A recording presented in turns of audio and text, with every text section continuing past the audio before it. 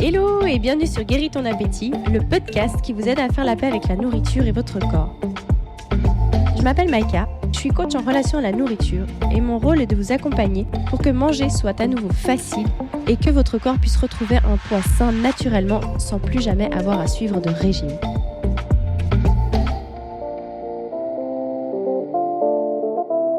Hello et bienvenue dans ce nouveau podcast. Aujourd'hui, je voulais vous parler un peu plus de moi, de ce que je fais, de ma mission au travers de Guéris ton appétit, mais pas que. Et puis, d'être transparente envers vous, que vous sachiez peut-être certaines choses que peut-être je ne dis pas, ou bref, voilà, qui pourraient peut-être vous aider. J'avais en fait vraiment cette envie d'être transparente avec vous aujourd'hui parce que je remarque que en créant des contenus, en accompagnant des gens, je me mets énormément de pression en fait à moi-même de devoir être parfaite. Donc en fait, moi, mon but, c'est de vous aider à arrêter de vouloir être parfaite, d'arrêter de vouloir absolument manger parfaitement, de mincir, bref, d'être aussi dure avec vous. Et finalement, je me rends compte que je le suis avec moi-même. Et en fait, ce que je voulais vous partager ici, c'est que oui, j'accompagne les personnes qui ont des compulsions alimentaires à se libérer. Oui, je vous accompagne à manger beaucoup plus sainement et que ce soit beaucoup plus facile. Mais malgré ça, je reste un être humain. Et surtout, en fait, j'adore manger. J'ai une vie sociale très développée. Enfin voilà, je sors tout le temps, je mange plein de trucs et tout. Et puis, au début, moi, je me mettais la pression en me disant: «Oui, mais bon, si tu t'accompagnes les gens avec les compulsions alimentaires, faut devenir végane, il faut manger bien, il faut ci, il faut ça». Et alors, bien entendu qu'à force d'avoir travaillé sur moi, d'être à l'écoute de mon corps, je mange effectivement très sainement, mais je suis de loin pas un modèle de perfection. Et en fait, je me suis rendu compte, je me suis dit: «Mais non, mais en fait, je vais pouvoir aider les personnes, en fait, qui se reconnaîtront dans ma façon de fonctionner». Et il y a des personnes qui auront envie de devenir véganes ou de plus manger de sucre ou ci ou ça, mais pour ma part, c'est pas du tout mon cas, hein. Donc pour vous expliquer, moi, je vais régulièrement au restaurant, je me mange volontiers une pizza, j'adore les desserts, moi j'adore le sucré, donc je vais volontiers manger du chocolat, des gâteaux. Des fois même, je vais encore surpasser ma faim, hein, quand il y a des gâteaux ou des choses comme ça parce que je trouve ça super bon. Et pour autant, ça m'a pas du tout empêché de perdre une vingtaine de kilos. À l'époque où j'avais mes compulsions alimentaires, voilà, j'avais une vingtaine de kilos de plus, je m'empiffrais à longueur de journée. Maintenant, je peux avoir plein de chocolat dans mes placards et je peux ne pas les toucher pendant 2 semaines, il n'y a aucun souci. Mais tout d'un coup, je ne sais pas pourquoi, je vais m'en manger 4 d'affilée, il n'y a aucun problème. Je ne vais plus bouffer la boîte comme je le faisais avant. Mais par contre, comme je vous disais, je ne suis pas un modèle de perfection non plus. Et en fait, j'avais besoin en fait de vous le dire parce que des fois, je me dis: «Tiens, est-ce que peut-être ce que je montre comme image, c'est peut-être pas la réalité finalement?» De devenir coach, d'aider les autres, c'est pas de devenir parfait, c'est juste d'aider à atteindre un but qu'on aimerait. Moi, mon but pendant des années, c'était vraiment d'avoir un poids dans lequel je me sentais bien. J'avais même ma liste des rêves dans lequel j'écrivais tout le temps ça. Hein, j'aimerais avoir un poids sain, un poids avec lequel je me sens bien, j'aimerais me sentir bien dans mon corps. Bref, c'est vraiment quelque chose que j'écrivais encore et encore et encore. Et en fait, hier, ça m'a fait penser à ça. On était avec des amis à table. On a fait un repas de Thanksgiving. Et puis, on parlait justement de chirurgie esthétique. Et puis, on rigolait parce que moi, j'ai eu mon bébé il y a 6 mois. Je ne l'allaite plus. Et puis, ma poitrine a bien diminué. On va dire ça comme ça. Et puis, du coup, on rigolait. Enfin, je rigolais avec ça. Et puis, un des amis qui dit: «Oui, mais bon, vous, les filles, au pire, il y a la chirurgie esthétique». Et j'ai dit: «Jamais je ferai de chirurgie esthétique». Et en fait, ce que j'ai trouvé génial là-dedans, c'est qu'à l'époque, je pense que si j'étais restée sans faire de travail sur moi, aujourd'hui, j'aurais probablement du silicone dans la poitrine, je me serais fait liposucer, j'aurais fait je sais pas encore quoi sur mon visage. Bref, j'avais 1 milliard d'idées, magnifiques, pour me changer tellement je m'aimais pas. Et en fait, j'ai adoré spontanément que je dise: «Non mais jamais de la vie je vais faire de la chirurgie». Hein, je disais: «Même si j'ai des petits seins, je suis très bien dans mes baskets aujourd'hui, je suis bien dans mon corps, je suis bien avec moi». Et aujourd'hui, je suis plus dans une démarche de me dire: si quelque chose ne me convient pas, je vais plus être dans essayer d'accepter que d'essayer de le changer absolument. Et en fait, qu'on soit bien d'accord, je ne critique absolument pas du tout une personne qui souhaiterait faire de la chirurgie. Bien au contraire, je trouve que c'est très important d'être bien dans son corps. Et si ça passe par là pour certaines personnes, alors je le comprends totalement. En revanche, ce que j'ai envie de vous partager ici, c'est vraiment de voir la différence qu'il y a entre le moi d'avant, la moi d'avant, où j'aurais fait avant. Je me serais dit: «Oh, j'ai pas beaucoup de seins, puis, c'est pas très joli et puis gna gna». Alors, j'aurais voulu changer ça, alors qu'aujourd'hui, non, je me dis: «Non, bah, aujourd'hui, moi, mes petits seins, je les aime bien, j'aime mon corps comment il est». Alors bien sûr que c'est beaucoup plus facile aujourd'hui parce que j'ai perdu, 20 kilos, parce que, j'écoute mon corps, parce que je suis bien avec moi, bien entendu. Mais en fait, ce que je voulais aussi vous partager au travers de ce podcast, c'est vraiment vous dire que sans être parfaite, ni dans mon alimentation, ni au niveau de mon corps, j'ai encore de la cellulite sur les cuisses, j'ai un peu des veines qui ont pété sur les cuisses, ça fait pas très joli. Mais franchement, aujourd'hui, je m'en fous. Ça m'empêche pas de traverser la plage si j'ai envie en maillot de bain. Voilà, je me sens pas complexée pour autant avec ça. Et au même titre que j'avais envie, en fait, d'être vraiment avec vous, de vous dire, mais en fait, aujourd'hui, oui, bien sûr, j'écoute beaucoup mon corps, donc je mange très bien. Mais plein de fois, je vais manger trop. Ça m'arrive encore de manger trop et j'adore. Et des fois, je sais très bien ce que j'aurais à faire pour changer ça, mais fondamentalement, j'ai pas envie, en tout cas pour l'instant. Ou alors j'essaye de m'améliorer toujours plus. Ça, c'est quelque chose que je fais toujours sur tous les plans, que ce soit alimentaire ou sur moi, sur mon corps. Bref, j'essaye toujours de me pousser plus loin, de me dépasser, d'aller mieux. Mais, enfin, d'être mieux, vraiment de grandir, c'est pour moi le but de la vie même, d'évoluer, de grandir, de s'améliorer. Mais vraiment, ça n'empêche pas que des fois, comme je vous disais, je me bouffe ma pizza. Des fois, on va manger un gâteau. Il y a un gâteau là récemment qu'on a goûté. Je trouvais ça tellement bon. Et j'ai abusé. Oui, j'ai abusé, mais c'est OK. Et je ne prends plus un seul kilo aujourd'hui. Je peux vraiment manger comme j'ai envie. Et ça ne me fait pas prendre de poids. Mais parce que fondamentalement, je suis OK avec moi, je suis bien avec moi et j'écoute mon corps. Quand j'ai abusé comme ça, c'est sûr que le lendemain, je ne vais pas renchaîner, mais pas parce que je suis en train de compenser, comme je vous disais dans un de mes podcasts, les calories ou à compter les calories. C'est juste parce que je suis à l'écoute de mon corps et puis quand c'est trop, c'est trop et je m'arrête. Mais pour autant, c'est pas pour ça que je suis un modèle de perfection. Pas du tout. Par contre, j'ai réussi à trouver un équilibre autant à l'intérieur de moi, d'amour pour moi, d'écoute de mes besoins, d'être à l'écoute de mon corps. Et en exagérant encore avec la nourriture, ça ne m'a pas empêché de mincir. Et même là, suite à ma grossesse, j'ai réussi, il m'a fallu 3 mois, tout pile 3 mois pour retrouver mon poids exact que j'avais avant ma grossesse.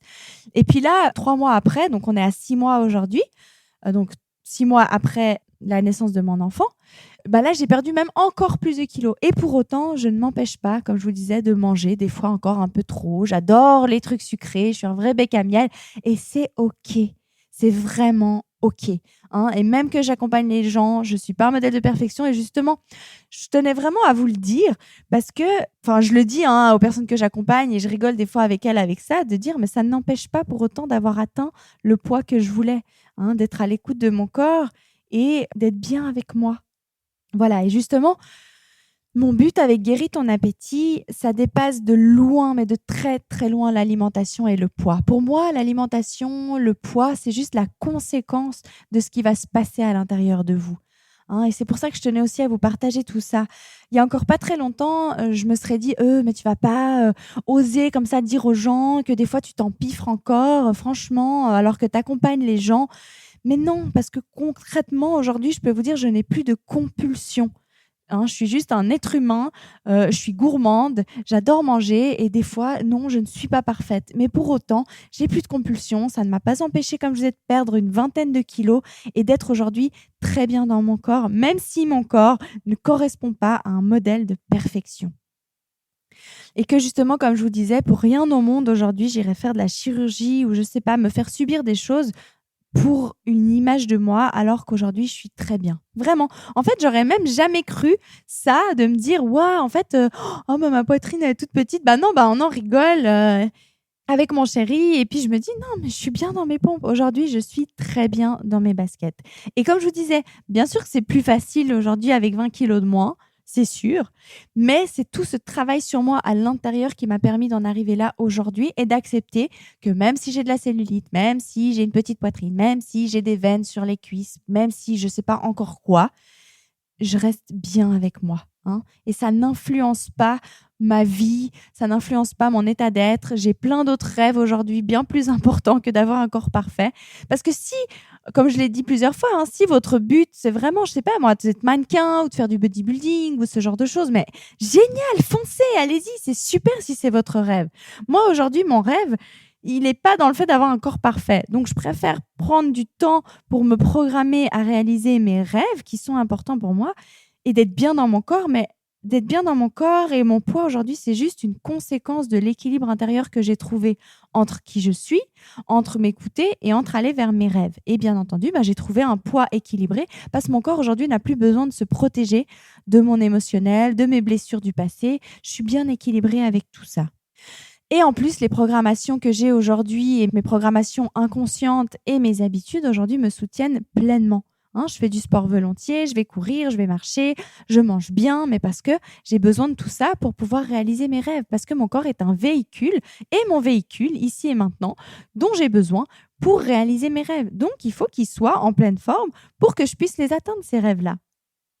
Et c'est vraiment ce que j'ai envie d'accompagner et d'amener les gens à faire aujourd'hui. Quand j'accompagne les personnes dans mes programmes, moi, je regarde vraiment tout ce qui se passe dans le subconscient, je regarde tout ce qui se joue dessous.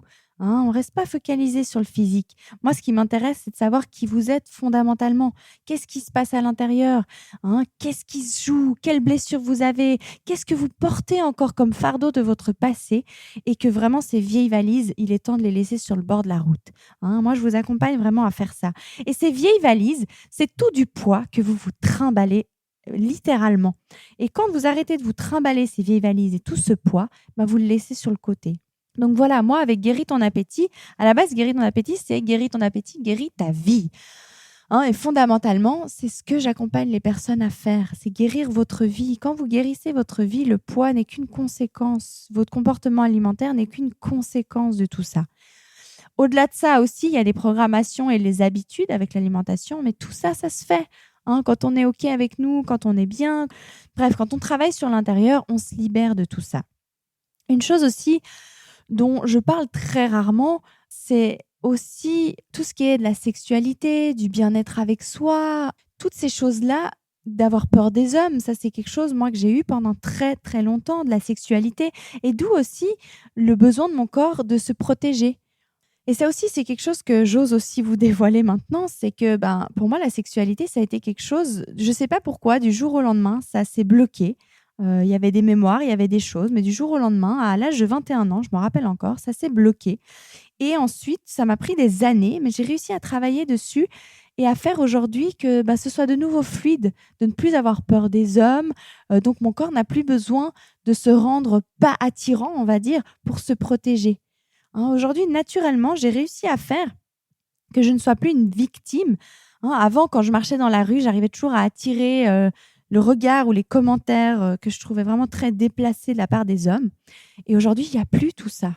Il n'y a plus du tout ça. Et pour autant, ça ne m'empêche pas de plaire, ça ne m'empêche pas de me sentir jolie, de prendre soin de moi. Mais pour autant, dans la rue, il ne va plus m'arriver ce genre de choses-là. Parce que j'ai quitté ce statut, entre guillemets, de victime par rapport aux hommes, de cette peur que j'avais et qui attirait justement ces hommes qui avaient ces commentaires très déplacés. J'ai pu retrouver aussi justement une sexualité épanouie, normale, bien, voilà, et que j'avais plus pendant longtemps. Et c'est quelque chose que je retrouve beaucoup chez les personnes que j'accompagne, souvent qui ont des compulsions alimentaires ou les troubles alimentaires. Très souvent, j'ai remarqué qu'il y a un lien avec cette sexualité. Et pour y atteindre, ça demande d'aller nettoyer les couches. En fait, on est comme un oignon, comme les couches d'un oignon. Et moi, mon but dans Guéris ton appétit, c'est d'aller vraiment libérer ces couches une à une. Et plus on va profondément, plus on atteint les blessures plus profondes, plus fondamentales, plus difficiles à faire face. Mais finalement, quand vous y arrivez, c'est que vous êtes prête. Et c'est pour ça que, ou prêt, mais c'est souvent des femmes qui viennent me voir, alors c'est pour ça que je parle souvent au féminin. Mais en fait, c'est vraiment d'atteindre ces couches fondamentales en travaillant petit à petit. On a une écologie interne qu'il faut respecter. Et dans mes programmes, c'est pour ça que mes programmes durent, en tout cas le premier programme, 3 mois. Et ensuite, j'ai des possibilités de continuer pour les personnes qui le souhaitent. Mais en tout cas, pour se libérer déjà des comportements alimentaires compliqués, c'est déjà 3 mois parce que justement, ça demande d'aller gratouiller un peu, d'enlever ces couches de l'oignon, d'enlever ces couches d'oignon pour atteindre les couches plus fondamentales. Et quand on commence à atteindre ces couches, généralement, j'ai remarqué, il faut 1 mois. 1 mois pour enlever ces masques et ces protections qu'on a. Et dès le moment où on atteint ces protections, là, on peut commencer à aller gratter des choses plus profondes. Et là, les comportements alimentaires, naturellement, se calment et se modifient. J'adore parce qu'il y a une des personnes que j'accompagne actuellement qui disait: «Ah non, mais moi j'y crois que je peux mincir, sans avoir besoin de faire quelque chose de spécial» parce que déjà les compulsions, j'arrivais pas à y croire que ça puisse s'arrêter et oui, ça s'arrête, mais ça demande, hein, comme vous l'avez vu là, comme ce que je vous ai partagé là, ça demande d'aller gratouiller un petit peu dans l'inconscient et un peu dans des choses parfois qui sont pas faciles à traverser, mais on est ensemble, on le fait ensemble et c'est pour ça que j'ai créé Guéris ton appétit. Voilà, j'espère que toutes ces confidences vous aideront. En tout cas, moi, je suis heureuse d'avoir osé le faire parce que je me rends compte que j'ai passé une étape encore plus profonde moi aussi parce que je continue mon chemin. Et en tout cas, j'espère du fond du cœur que tout ça, ça vous aide et ça vous aide à vous dépasser et à oser aller regarder en vous. Voilà, je vous embrasse très très fort. Si vous avez besoin d'aide pour traverser tout ça, vous savez que je suis là. Je vous mets tous les liens en dessous pour me contacter. Je vous embrasse et je vous dis à très vite pour le prochain podcast. Ciao, ciao!